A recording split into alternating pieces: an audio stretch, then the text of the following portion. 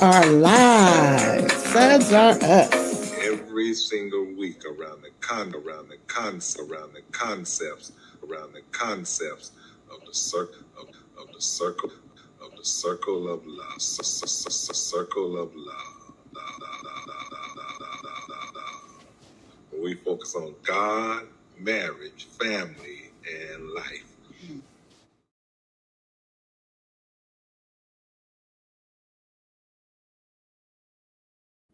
Greetings, my brothers and sisters. Hello.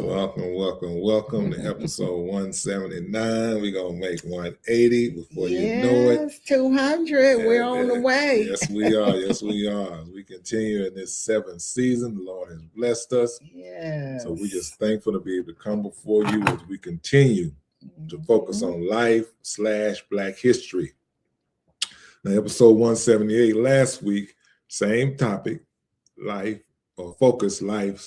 history, but the topic was celebrating Robert Smalls. And we talked about a phenomenal Black man who escaped from slavery while stealing a Confederate supply ship. That's right. He stole the ship that he was a slave on and escaped. And you know what he did? He became a Union Navy ship sea captain in the Civil War, a successful businessman, and a politician, serving in both the South Carolina legislature and the U.S. House of Representatives in 1875 as a Republican. That's right, as a Republican. Wow. Well, as we continue to focus on life/Black history, today the topic is Ohio's contribution to Black history. That's right, Ohio's contribution to Black history. The three significant areas that the state of Ohio helped in an advancement of African American community. The three significant areas, what we're going to talk about, the three significant areas that the state of Ohio helped to advance the African American community in history/education, in the Methodist Church, and finally through funk and R&B music. We can't wait to get to that one, funk and R&B music. Yes, but before we get started, we always want to give homage and respect to our fellow podcasters here on BS3 Network. We're under the leadership, the great leadership of our son, Ben Sutter III. I don't know if you can see those T-shirts there, BS3 Network. We're representing on today. We call him Mr. Podfather himself. That's right. He has been in podcasting for, a few years now, before we even got started in 2000. But he has such a leadership spirit, such a spirit of excellence is what he operates in. And we're so proud of our son and all that he's built through this network with the help of the good Lord, because he has given our son that niche. And I think now that he's in this arena, he is getting others up and running in this arena as well. That's right. And so that's right. He is a coach in podcasting. And so if you'd like to reach out to him, and get your feet wet in this podcasting arena, he would love to get you started. We would love to have you here at BS3 Network. But if not, he'll get you up and running and off to wherever you'd like to land. And in case you didn't know, BS3 is on Roku TV. You haven't downloaded us yet. Wait, we are on Roku TV. There is the link. And this is our email address. If you'd like to reach out to Sudds-R-Us, please do so. We'd love to hear from you.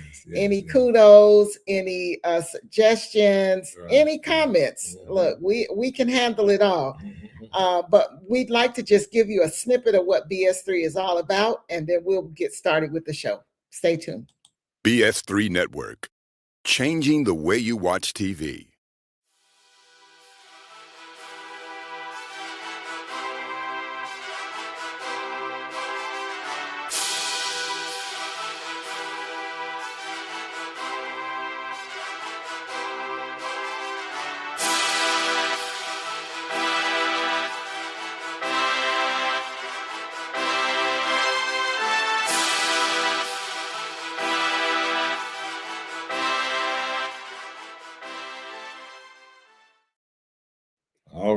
All right. Let's get started. We're excited about this. Ohio's contribution to the African American community. Well, last week we talked about how Robert Smalls went to Washington, D.C. in August of 1862 with Reverend Mansfield French. Now, Reverend Mansfield French was a Methodist minister who had helped found Wilberforce University, a private university in Wilberforce, Ohio. It is one of the 3 historical Black universities established before the American Civil War. That's right, before the American Civil War. Founded in 1856 by the Methodist Episcopal Church. We call it MEC. It's named after English statesman and abolitionist William Wilberforce. Now, in 1863, it was sold to the African Methodist Episcopal Church, the AME, which has ties to the church since its inception. Wilberforce University remains affiliated with AME, African Methodist Episcopal. So while growing up in Hickory, North Carolina, United Methodist, and Irene was AME Zion, African Methodist Episcopal Zion Church. See, the revelation, it piqued our interest to dive a little deeper in the state of Ohio, the connection of the growth of our people becoming prosperous, prolific, progressive, and productive citizens in the 1800s. And I was always curious as to why my Uncle Gordon Jr., my dad's brother, moved to Dayton, Ohio, when all of his other siblings and uncles and cousins, they moved to New York, or they stayed in North Carolina, like we did, including our close cousin Charles, who's like a big brother to us and recently passed. His mother, my dad's sister, moved to Brooklyn, New York. So we always wondered, what was it about Ohio? Dayton had a growing Black community in the 40s and 50s and 60s. Like other metros across the Midwest, Dayton's Black population surged during the mid-20th century as a result of decade-long Great Migration. Now, Black people moved to the city seeking jobs at corporations like General Motors and National Cash Register, which was called the NCR. And it's similar to the surrounding counties of our hometown of Hickory, North Carolina. A lot of people moved to Hickory in order to work in the furniture, hosiery, as well as the tape manufacturing plants in Hickory. So by 1960, Black Americans accounted for about a fifth of Dayton, Ohio's population. And as they moved into the city, you know what they did? They brought their culture, they brought the music with them. And that's interesting because when my cousin Jeffrey came to visit us in North Carolina and Hickory from Dayton, he introduced me to R&B groups like Zap and Ohio Players and a lot of other funk and jazz artists. Because back then we didn't have those on our radio station. Not in Hickory, North Carolina. So Ohio became a state in 1802. It did so as a free state. That's right, a free state with the slave states of Kentucky and Virginia along the southern borders. Ohio became a major thoroughfare for the Underground Railroad during the 19th century, with an estimated of 40,000 slaves escaping from America's South along Ohio routes. So additional to the migration, the patterns of free people of color in conjunction with the arrival of escaped slaves led to a significant growing Black population across the state, but especially in Hamilton County, Ohio. And those counties adjacent to it, the southwestern Ohio, which had the largest and fastest growing Black population in Ohio in that era. Which brings me to John 8:35-36. John 8:35-36. It says, "And the servant abided not in the house forever, but his Son abideth forever. If the Son therefore shall make you free, ye shall be free indeed. And they were free in the state of Ohio. But they was free. That was the popular part. That was the more positive aspect of it. Right. But you know what? They was free, but they needed education. They was illiterate. They needed to be educated. The need to educate the Ohio Black community became a pressing issue of concern for the community leaders, the politicians, and the religious groups. So the Ohio Conference of the African Methodist Episcopal Church, AME Church, they adopted education resolutions in 1833. Wow. And in the years following, they required their ministers preach sermons on the need for education. That's right. They required for their ministers to preach sermons for the need of education. Wow. So the Ohio General Assembly formally mandated the establishment of public schools for Ohio Black population in 1854. Cincinnati High School opened that same year as the first public school for Black students in Ohio. Wow. Similar to Ridgeview High School in our hometown of Hickory, that was established in 1897 as the first Black high school in Catawba County.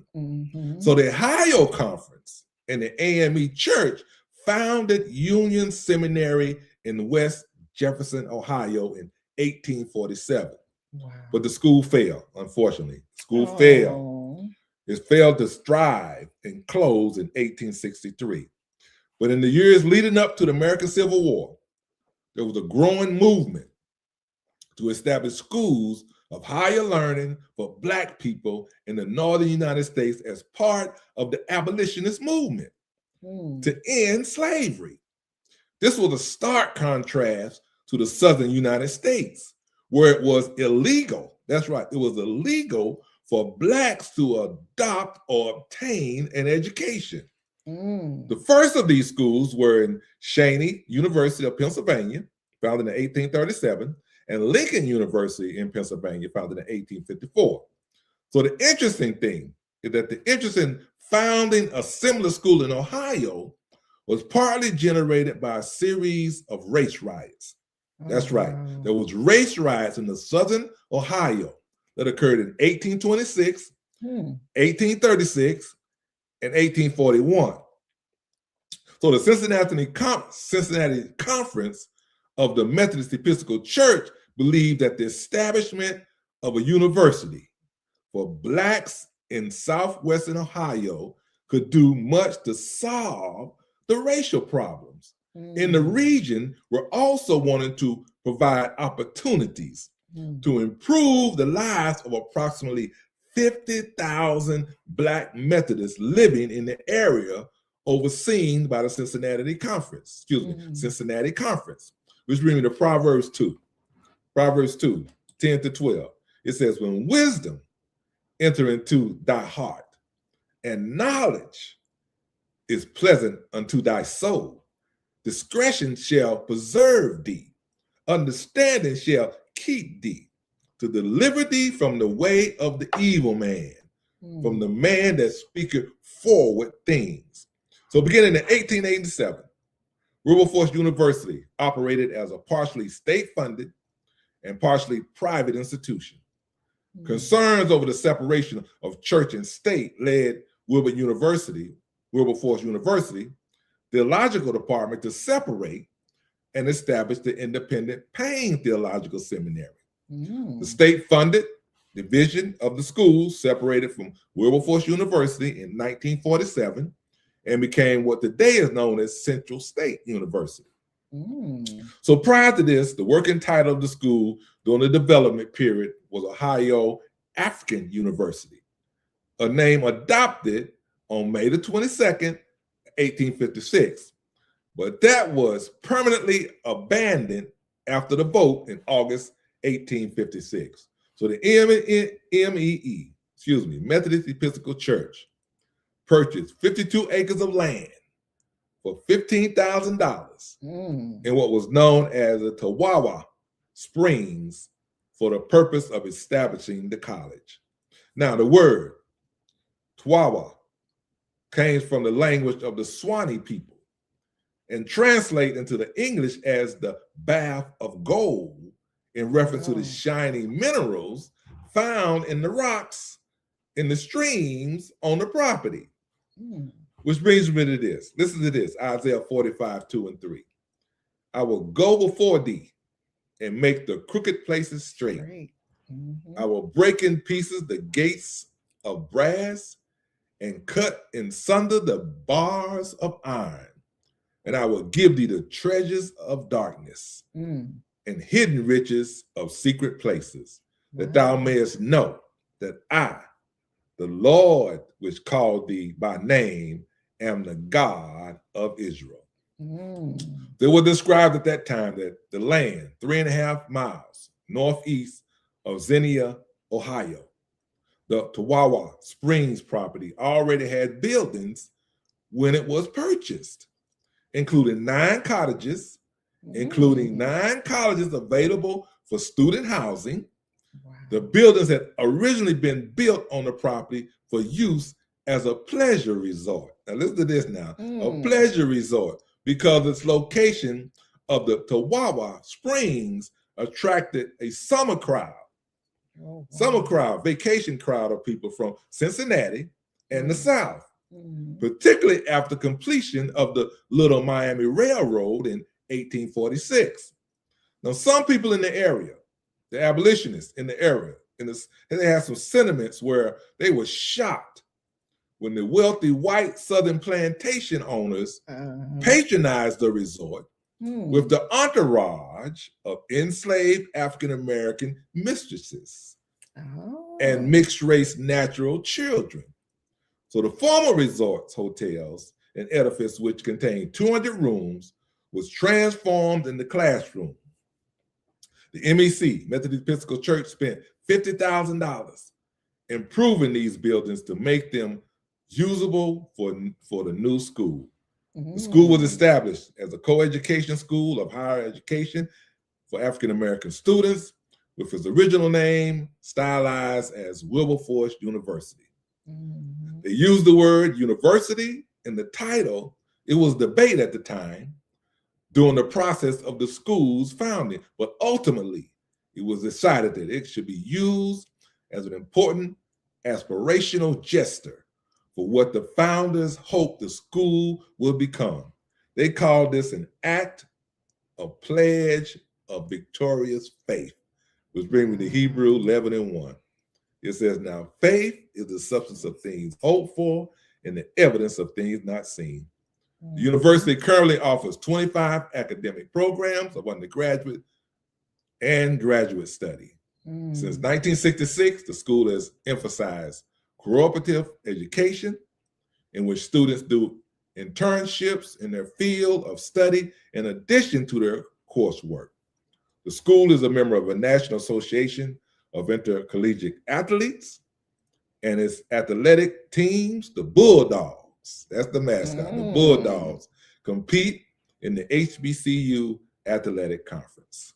Wow. I must say, when I heard about Wilberforce, it threw me off because I never would have thought that this was an HBCU based on the name. See, you can't judge a book in this case, this university, by its name, but to be named after a white man. I just want to tap into a little bit about William Wilberforce right quick. His quote really was profound. He said, we are too young to realize that certain things are impossible. That's right. So we will do them anyway. And that was his whole contribution to Wilberforce.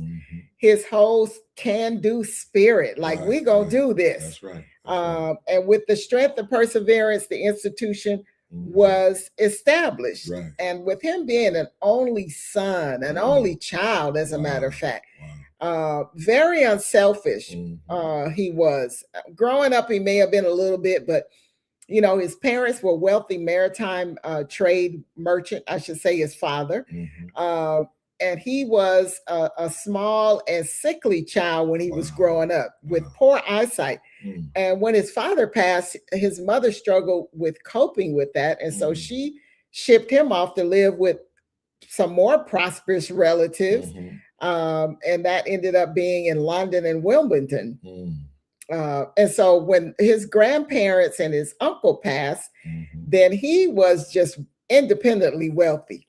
And very popular. This was during his college years. So you can imagine he's partying and he's drinking and, he having himself fun. But again, very popular. Obviously, a lot of friends, a lot of money is going to have you a lot of friends. And I'm sure they were helping him spend all that money. But he passed his exams and went on to earn his Bachelor's of Arts and his Master of Arts. But he was very generous with his money. And so I just wanted to point that out, that this man got himself together and made sure that he contributed, because he was an abolitionist, contributed to our people, contributed to those that were going on to study, the word, theology. And so, and we're going to talk about the church in a minute and more so about what Payne offered, in terms of his leadership.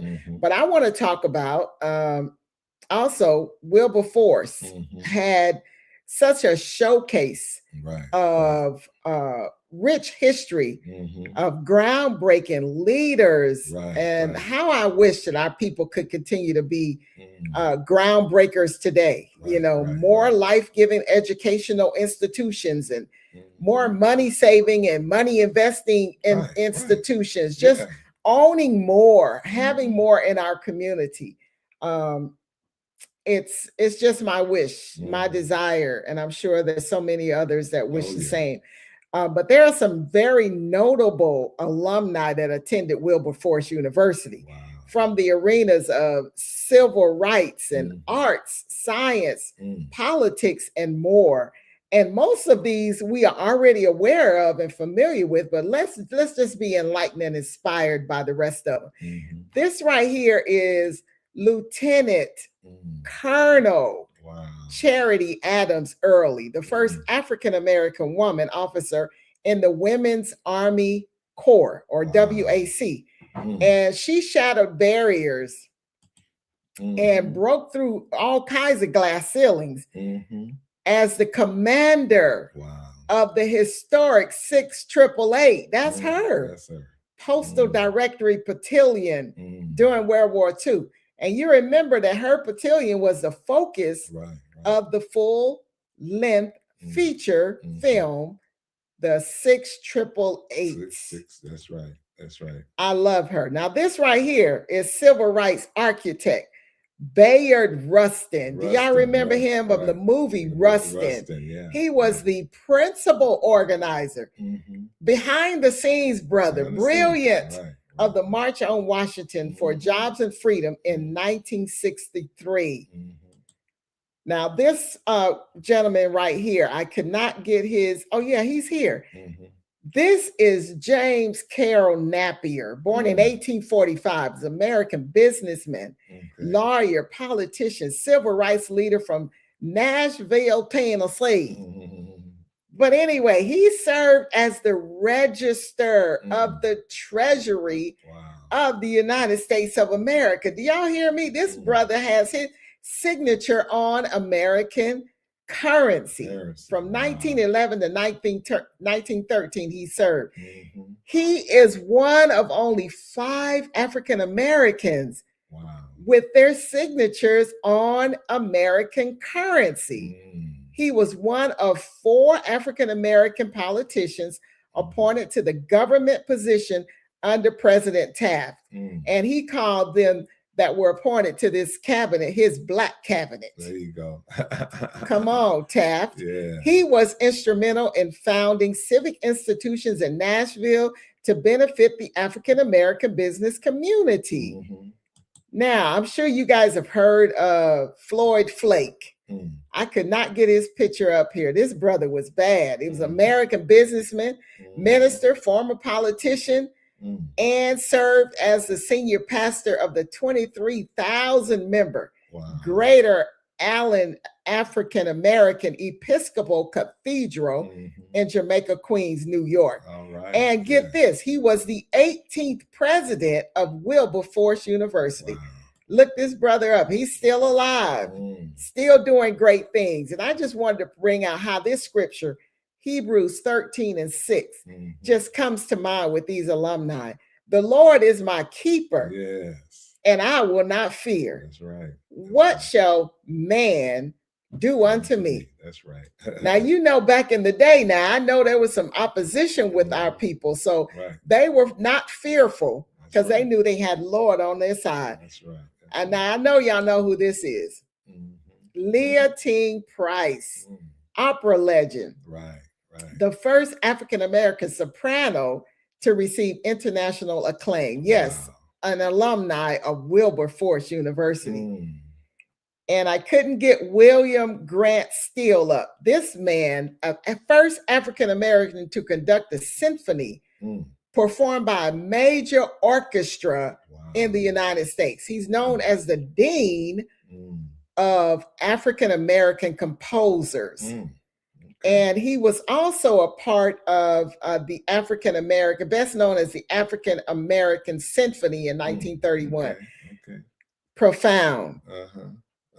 There's also Frank Benjamin Foster, the third, who was an American tenor, soprano, saxophonist, flautist, and arranger and a composer.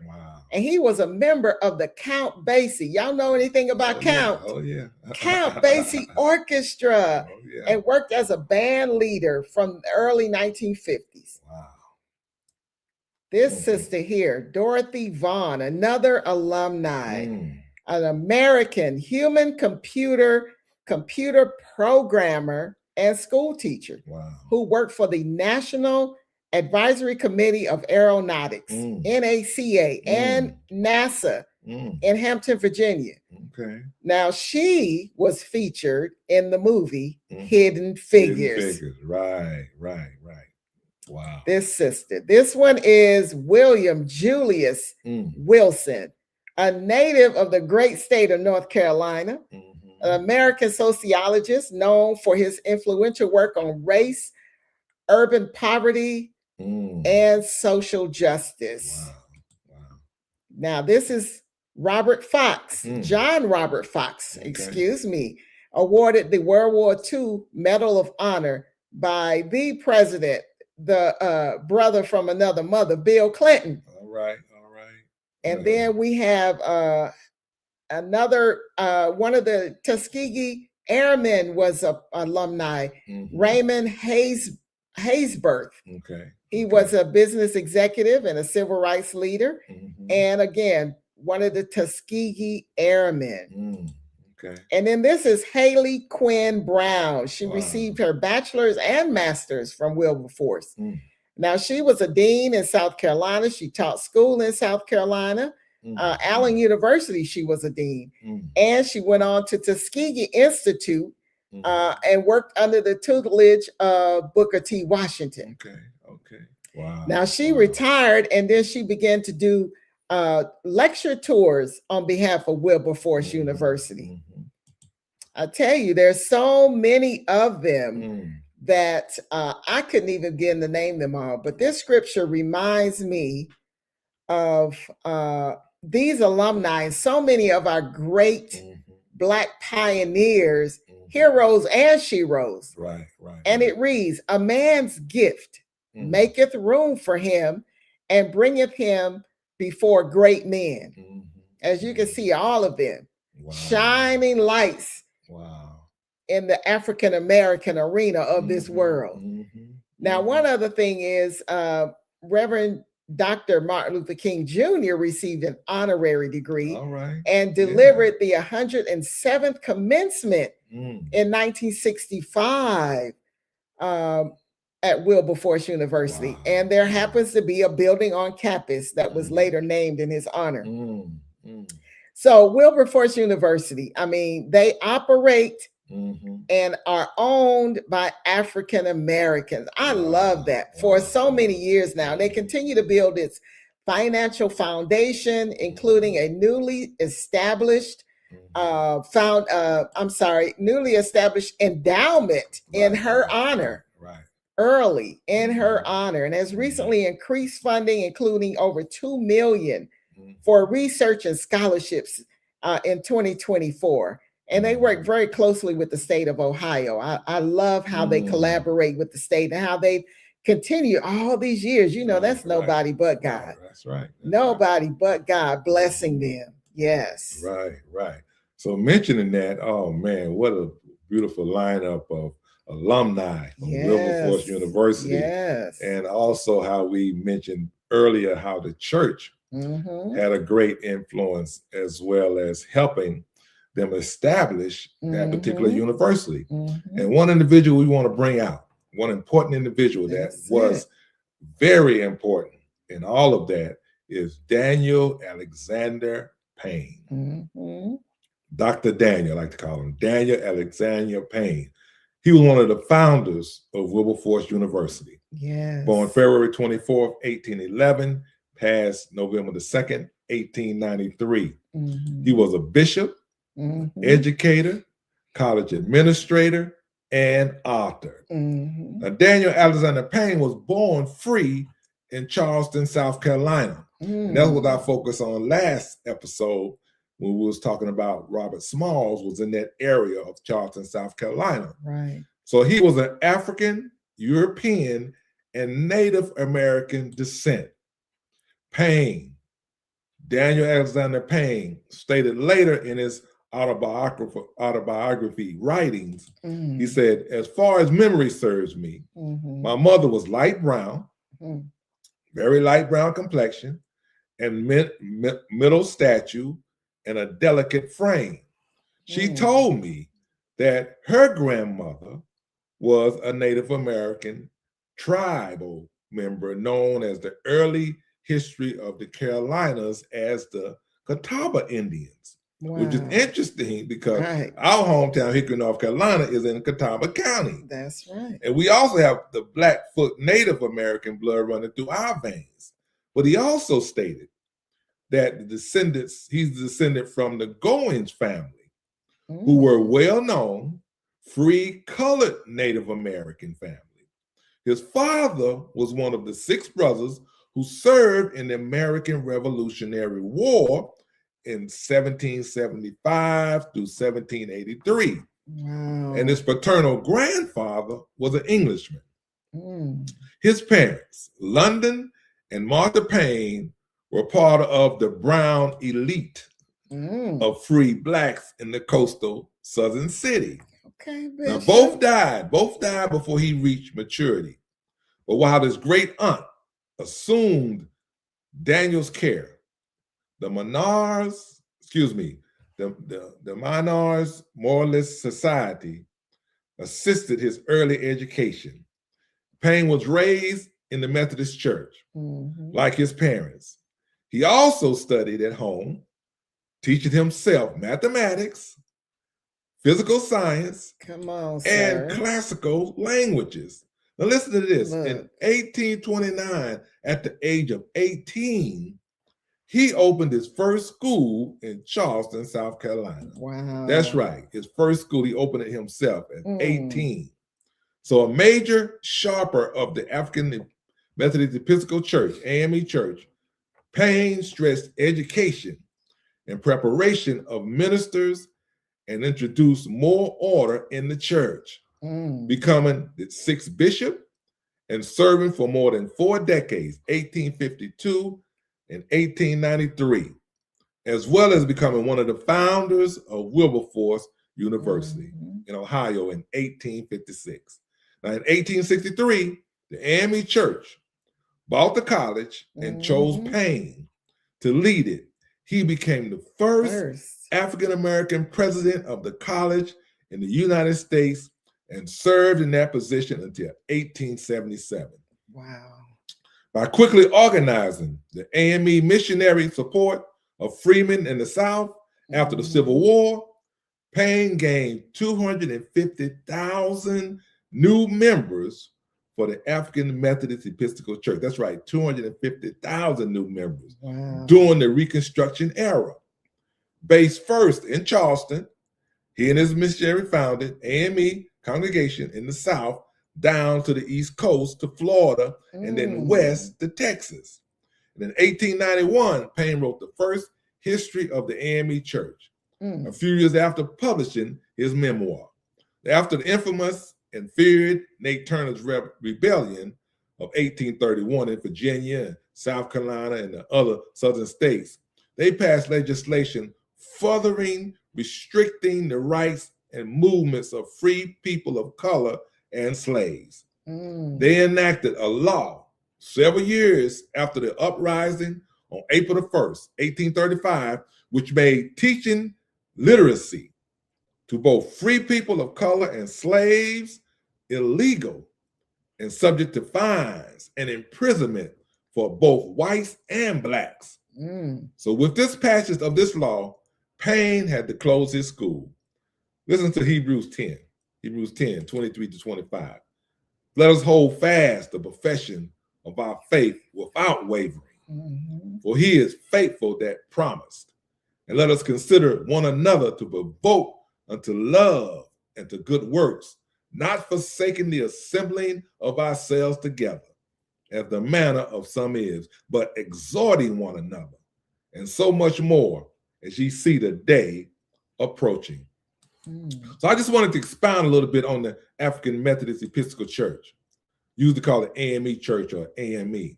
Now, it's a Methodist denomination based in the United States. It adherence to the Wesleyan Arminian theology and has a connexual polity. It incorporates and other Methodist bodies through the World Methodist Council and Wesleyan Holiness Connection. Now, it's historically a black church and the first independent Protestant denomination to be founded by black people. The African Methodist Episcopal Church welcomes and has members of all ethnicities. Now, the AME Church was founded by Richard Allen, 1760 to 1831, and in 1816, when he called together 5 African American congregations of the previously established Methodist Episcopal Church with the hope of escaping discrimination that was commonplace in society, including in some churches. It was among the first denomination in the United States to be founded for this reason, rather than for theological distinctions. Allen, a previously ordained deacon in the Methodist Episcopal Church, was elected by the gatherers of ministers and ordained as the first bishop in 1816 by the first general conference of the 5 churches, extending from the 3 in Philadelphia area in Pennsylvania to ones in Delaware and Baltimore, Maryland. So the denomination then expanded west and through the South, and particularly after the American Civil War in 1861, 1865. So by 1906, African Methodist Episcopal Church had a membership of about 500,000 people. Wow. More than the combined predominantly black American denominations, which is the Colored Methodist Episcopal Church in America, the African Methodist Episcopal Zion Church, making it the largest African American denomination of Methodist tradition. The AME Church currently has 20 districts, each with its own bishop. 13 are based in the United States, mostly in the South, while 7 are based in Africa. Wow. So the global membership of the AME Church, African Methodist Episcopal Church, is around 2.5 million members. Wow. And it remains one of the largest Methodist denominations in the world. Now that's amazing. I know about my upbringing, AME Zion, right, but never knew the history of AME. All right, look. Come on, Bishop. That's it, Bishop. Brother was tough. Alexander Payne. Yes, he was. Yes, now let's talk about some music. Y'all see them albums behind us. Let's get to it. Look, yeah, we still got them, and we still got the turntable to listen to them. Right, yeah, it has a needle too. That's right. You know, I used to have all the albums in the turntable, never had the needle. Vinyls, that's what they call them now. Vinyls. Oh, that cost an arm and two legs. But Black music artists, I tell you, you can't beat it. I mean, you hear this music behind me and so much more being sampled by these young people that know nothing about real music. Can I get a witness up in here? Real music. But Black music was drawn to Ohio primarily by the economic opportunities created by the Great Migration. And I always say, you know, where there's Black people, there's always going to be a surge of jobs. That's right. I mean, we were some working people. We've kind of gotten away from that. There's still some with good work ethics and can put in a good day's work for a good day's pay. But you know, some of this now you see is not what our people put forth back in the day. But there were manufacturing hubs like Dayton and Cincinnati and Akron, Ohio, that was very vibrant, diverse, you know, supportive, cultural, and scenic. I mean, they were free, so they had it going on. And there was, you know, David Webb is the founder of Funk Music Hall and Fame and the Exhibition Center. He says, I always call it a great migration of music. And so when people came to the North, he says, for jobs, they brought this Southern funk and the gospel, the rock and roll, the blues from the South to the North. And so in the 1970s and 80s, there were artists like Ohio Players. I know y'all see them up there. But the Ohio Players was a legendary funk and R&B group from Dayton, Ohio. And little did I know, originally formed in the great year of 1959. That's why we like them so much. As the Ohio Untouchables. And then they changed their name. But look, these are some of my favorites. Fire. Y'all remember that? Yeah. Heaven must be like this. And then Honey. Oh, that's my husband's favorite, right? I want to be free. Y'all remember that? Love Roller Coaster. And then they went on to spell out O and H. So that, look, we grew up under the Ohio Players. And Zap is right behind me right here. Zap and Roger. Y'all remember Roger? God rest his soul. Roger Troutman. They too emerged from Dayton, Ohio in 1977, 1988. Those were some good years for us. That was the year we graduated high school and all these artists came out and they signed with Warner Brothers. So they were big time. But here's some of just a few, because Roger had some hits. Computer Love. I Can Make You Dance.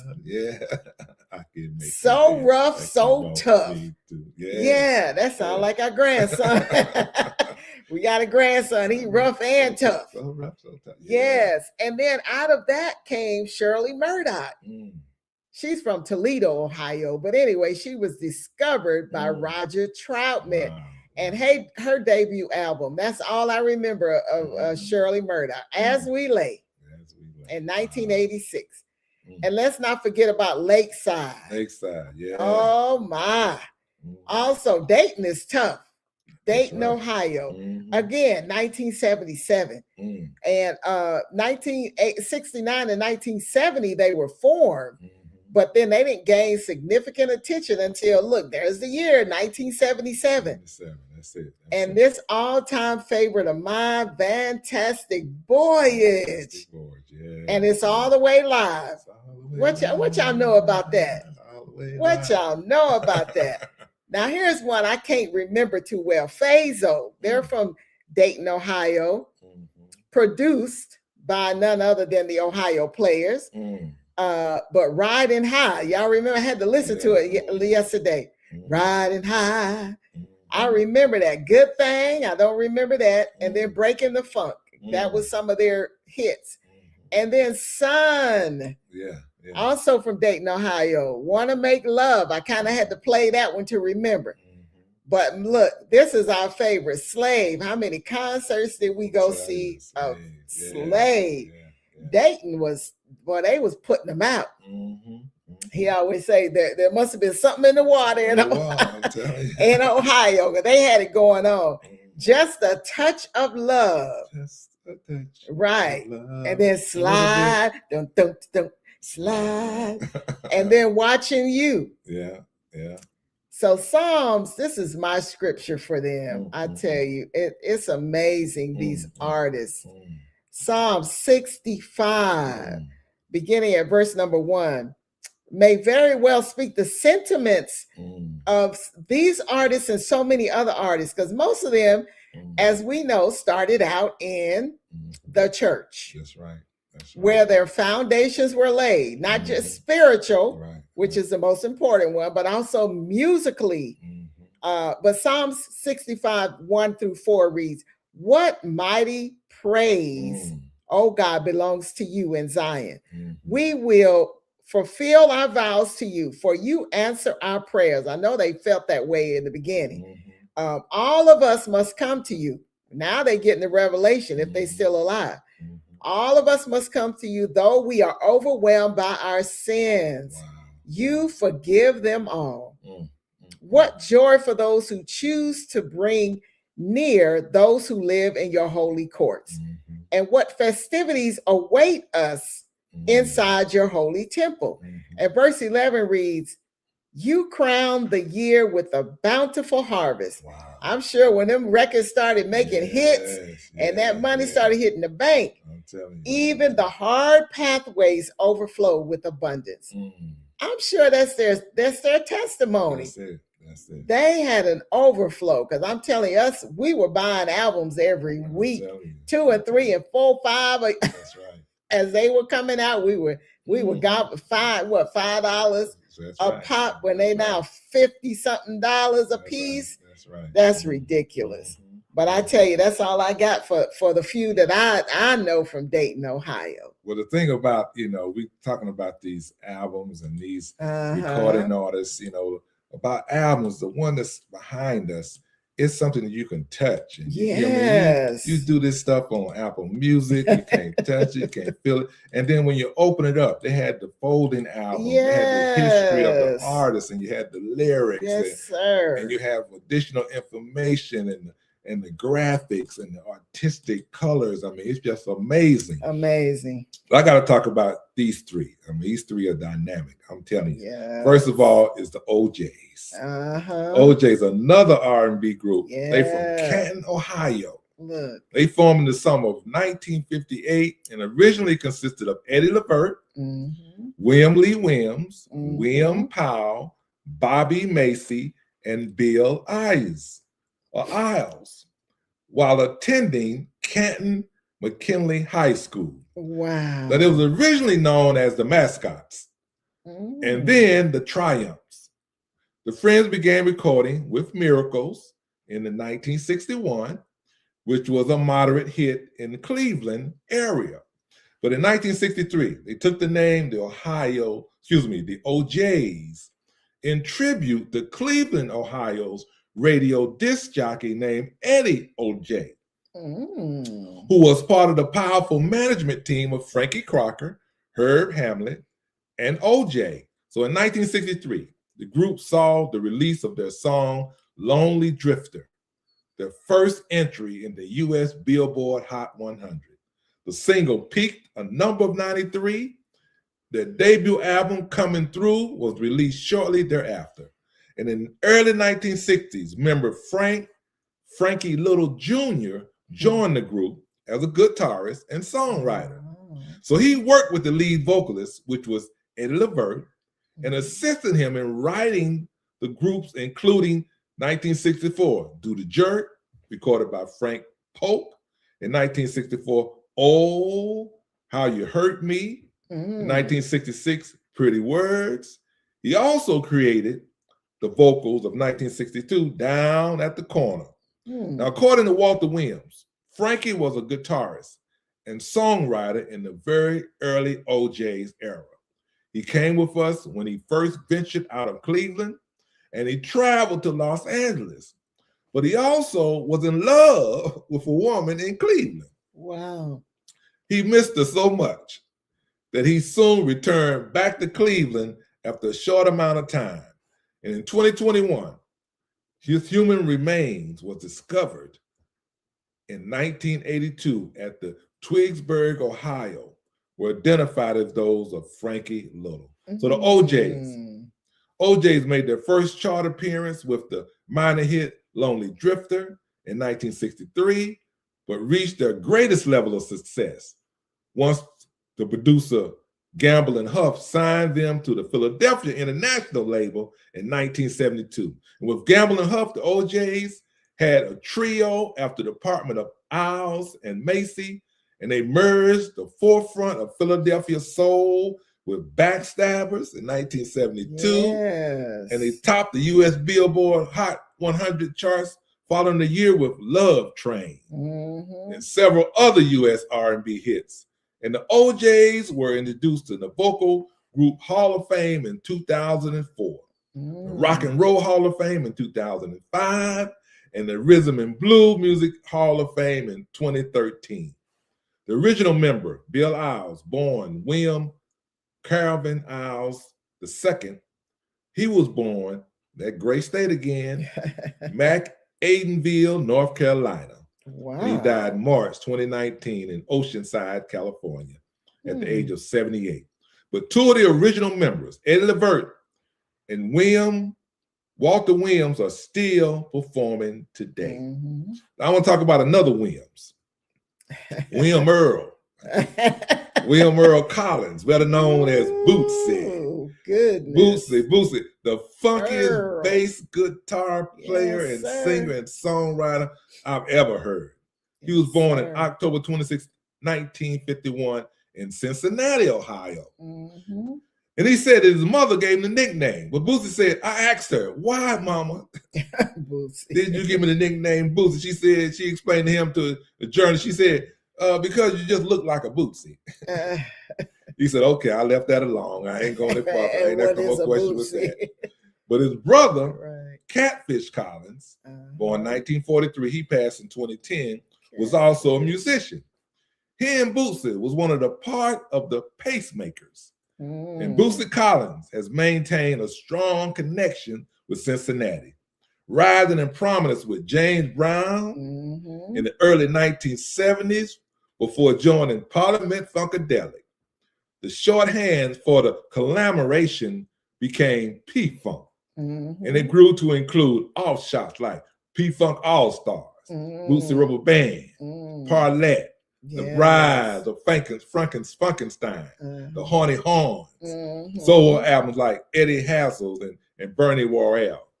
Bootsy Collins, he established himself as one of the leading names and invocators in funk with his driven bass lines and his humorous vocals. He was a frequent collaborator with other musicians from a variety of genres, including dance music like D-Light, Groove in the Heart, Electronic Big Beat by Fatboy Slim, Weapons of Choice, and The Joker, and alternative metal by Proxy, among others. Here's a member of the Rock and Roll Hall of Fame, inducted in 1997, and 15 members of Parliament Funkadelic. In 2020, Rolling Stones magazine ranked Bootsy Collins number 4 in its list of 50 greatest bassists of all time. Of course. Now, in 1976, Bootsy, Catfish, Waddy, and Joel Johnson. 1953, he passed in 2018.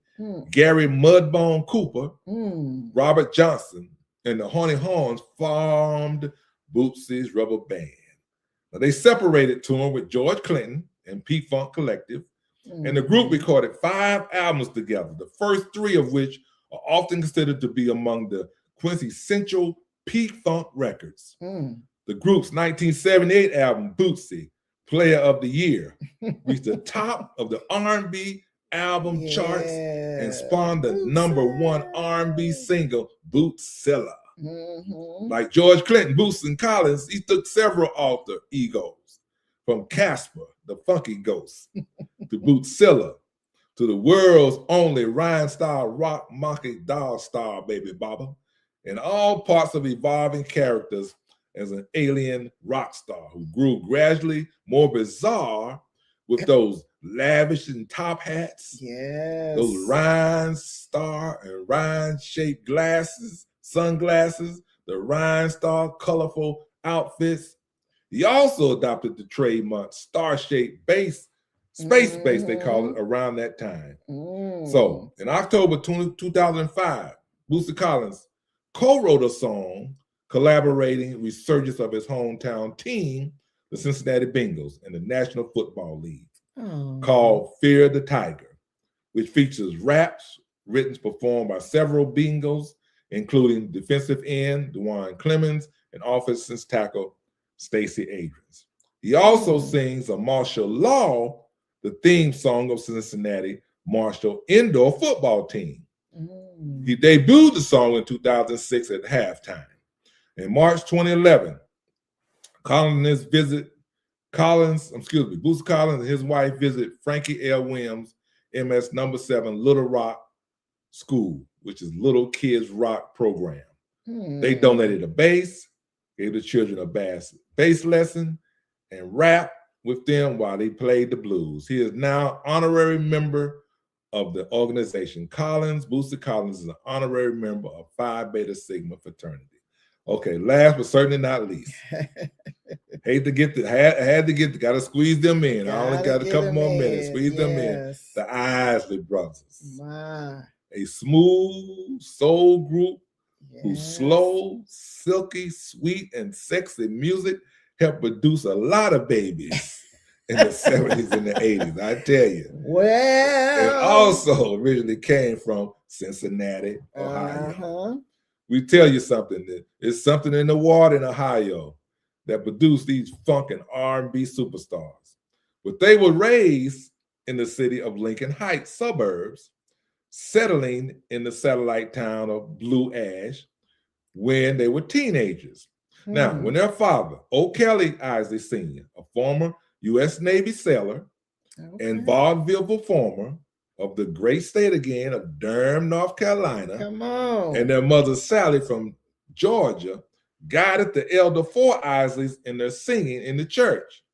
So the brothers, O'Kelly Isley Jr., Rudolph Isley, and Ronald Isley, together with fourth brother Vernon, began performing together in 1954, patterning themselves after other groups like Bill Ward and the Dominoes and the Dixie Hummingbirds.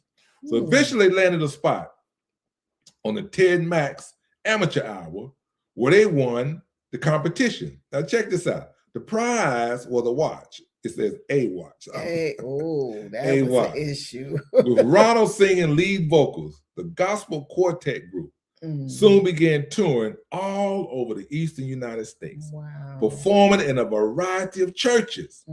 But when Vernon was 11, he was killed by a car that struck him as he was riding his bike in his neighborhood in 1955. And this was devastating to the brothers. These Isley brothers, they was tight. It was close. No problems, no conflicts between the brothers. This was devastating. And the remaining trio, they disbanded after their brother was killed. Eventually, persuaded to regroup, the brothers decided to record popular music. They left Cincinnati for New York in 1957 with their parents' blessing. And the group got the touch of Richard Barrett, who soon had them contact a variety of New York record producing, and the group had their first succession during these early years and rose to prominence in that great year again, 1959. Oh, 59, okay. With their fourth single, Shout, written by three brothers, which became their first single on the charts, Billboard Hot 100, and sold over 1 million copies. In the 1960s, the group recorded songs for a variety of labels, including 20 singles, Twist and Shout, and the Motown single, The Old Heart of Mine Is Weak for You, before recording and releasing Grammy Award-winning hit, It's Your Thing. It's Your Thing. Do what you want to do. Yeah. And that was on T-Neck Records. I remember that. T-Neck Records. Yes. Now, Ronald Isley granted guitarist Jimi Hendrix. Now, I had to squeeze this in. He granted guitarist Jimi Hendrix, who later became famous as a solo artist, an audition that led to an offer to become the guitarist of the Isley Brothers' backing band, the IB Specials, which he readily accepted. But in March, Hendrix recorded the two-part single, Testify. Had to listen to that myself yesterday, Testify, with the Isley Brothers, released in June. It failed to chart, but Hendrix toured with the Isley Brothers during the 1964 era, and in October, he was growing tired of playing the same set every night. He left the group. Soon afterwards, Hendrix joined Little Richard, touring with the Upsetters. So in conclusion, the younger brother, Ernie Isley, led the guitar, drums, and Marvin Isley, bass guitar, and Rudolph Isley, the brother-in-law, Chris Jasper, keyboards and synthesizer, and they just grew. They just grew. And they had so many hits. The recording string had hits like 3+3, Between the Sheets, For the Love of You, Footsteps in the Darkness, That Lady, Summer Breeze, Makes You Feel Fine. Yes, The Heat Is On, The Laughter. It just goes on and on and on. And the peaking of number of these particular series. But we just thank you for this opportunity to share with you some of these beautiful artists and their accomplishments. Yes. And the one that laid the groundwork for this Ohio funk. It was built on James Brown. Built on James Brown, that's right. And the band. Yes. The real instruments, the costumes. Right. The uniformity, the movements, all of that. That's James. Yes, James. The Godfather of soul. So we thank you so much for tuning in. Yeah. I'm telling you, I hope that this enlightened you as it did us. This has been amazing. I mean, to reflect on all of this, and yet know that we grew up during that time, but still, we certainly have not forgotten. So, our closing scripture. Yes. Comes from Proverbs 1, 3, and 5. Proverbs 1, 3, and 5.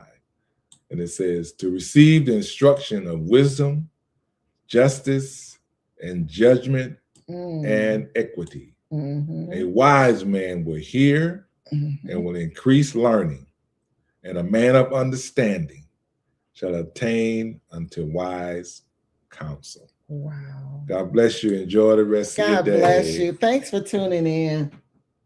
Until next time, be blessed. Be blessed.